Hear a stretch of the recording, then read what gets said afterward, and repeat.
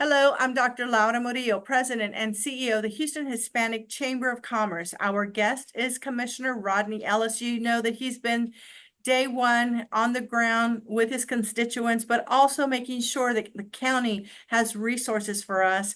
Commissioner, thank you so much for all that you do and for always being a great friend to the Houston Hispanic Chamber of Commerce. Doctor, thank you for the work you do. And the Hispanic Chamber of Commerce is just so important, not just to our region, but being the largest Hispanic chamber in the country is so important to this nation. And I'm just so proud of you.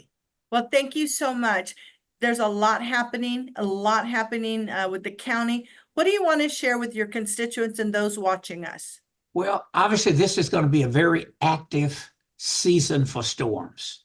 You know, we've had two significant weather events within 2.5 months. And the predictions are we may have more. I'm glad to say that in terms of resiliency as it relates to flooding, because a lot of the investments the county has made, a lot of the money that we got from the Biden-Harris administration, at least none of our bayous breached. There's still a lot of work to do. And if another Harvey came through this soon, I think we'd have some catastrophic consequences. But at least for these two events, we made it. And that indicates by making these advances is big. We've done a lot to try and get away from that cost-benefit ratio where you would go and focus on the more affluent neighborhoods first. And instead of looking at how much property is valued at, we look at whether or not a community can be evacuated. But so I think we'll make tremendous progress. I think for your chamber, you ought to be very pleased. At the last Commissioners Court meeting in August, we're going to give an update on our Minority Women Business Enterprise Program. Yes. And you might remember being one of the folks who stepped forward to advocate that we do the disparity study and then set up a program, and it has had a tremendous amount of success. We went from what was about 9% to about 28%. Overall goal is 30%.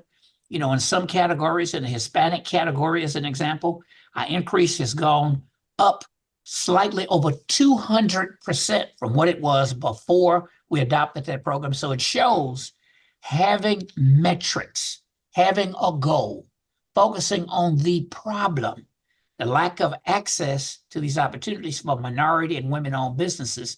When you have that narrowly tailored focus, you can really make a difference. And we've done that. So I want to encourage you and your members to come. I want to encourage you, let's get after our friends again, discussing it with our community colleges and school districts. Commissioner Adrian Garcia and I led the effort, created a $2 million disparity study fund to go out and let other school districts and community colleges set up a program. Only one community college, Lone Star, agreed.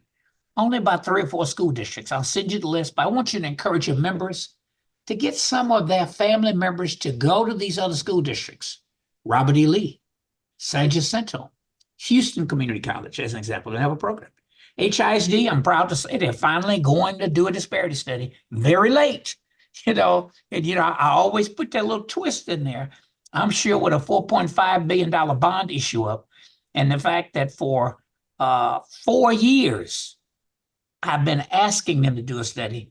They finally decided to do it. The Port Authority, led in part by the chair and our Hispanic member, Wendy Montoya Clunan.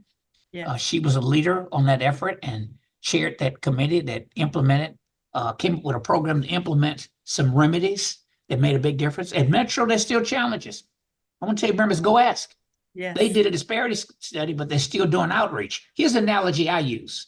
If somebody is diagnosed and you have cancer, it's good if you stop smoking, stop drinking, lose weight, but you have to focus on the problem.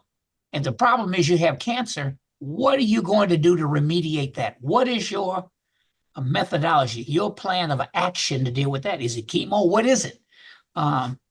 Here at the county, we're going to pay homage to Congresswoman Sheila Jackson Lee. What a life well lived from every community, Black, white, brown, Christian, Muslim, Jewish, whatever it was. If you had a problem, God knows we're going to miss the Congresswoman because she was truly, as I think the Chronicle said, the Energizer Bunny, and would jump on so many issues, all hours of the night. I know you had those calls. We're going to pay homage to her next week, and I hope the public will go out and give her the send-off that she deserves. Yes. But a at great Commissioners leader. Court, we're making tremendous strides, and with your help, we're gonna soar to even greater heights. I'm still fighting to have our guaranteed income program. You know, when these storm events come in, it's the people who are already in poverty with challenges before any storm came in, where that is widened, that income inequality gap. I'm excited that the Vice President of the United States came in, speak to the teachers, visited with us at the city's emergency management operation. Previously, have had some quality time with her, with other county and city officials. Judge Hidalgo asked me to go in her stead. She had a long scheduled trip out of town, but we got exciting things happening in Harris County. But I'll close with this. Our focus has been on equity. What we try to do is make up for lost ground, things that we should have been doing a long time ago. But we're going to leave the past behind us. Going forward, we're very aggressive. We're trying to make a difference in the quality of life for people. We got to focus on that grid. It's a big challenge. What businesses would move here? Who would come here if we don't address that? And I'm not just going to point fingers, but I don't want another blue ribbon committee to just act like everything is fine. Whether the ratepayers pay for it, the state takes some of that surplus money they have, we got to figure out how to put some of these poles under the ground where it makes sense. We got to figure out how we have more resilient poles, maybe composite poles instead of wooden poles. And, you know, we may have to make some decisions on trimming some of our trees. I know we love them, not too many, or planting them where they won't fall on these power lines. But we cannot let this continue to happen. It took 11 days for us to reach the point where about 98% of the people had their power restored. 4 days later, we're still 1 million people without power when it's over 100 degrees. That's unacceptable. And we cannot let that happen again. It won't change overnight. It's going to take money. It's going to take investment. It's going to have to take strong state regulatory oversight, but we can do it.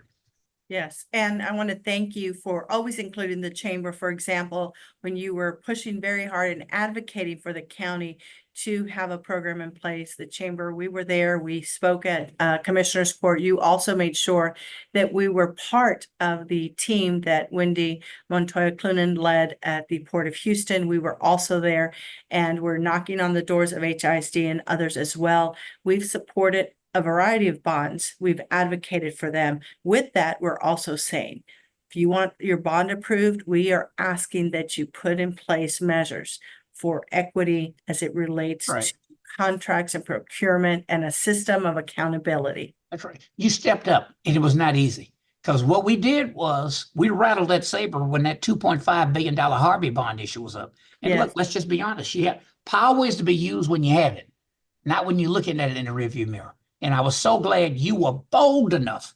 I know you had to clear that with your board to come over here to Commissioner's Court, so it wasn't just Rodney by his lonesome. And I will never forget that. Well, we appreciate your leadership. You have been a true friend to our community, to the business community who have suffered under many storms and catastrophes and disasters. And it's good to know that we are understanding that those things are going to happen. They're not surprises. And so thank you for coming up with solutions. Your chamber is here. Thank you for all that your colleagues on Commissioner's Court do every day to keep Harris County in a great position. So thank you, Commissioner. Appreciate you very much. Thank you.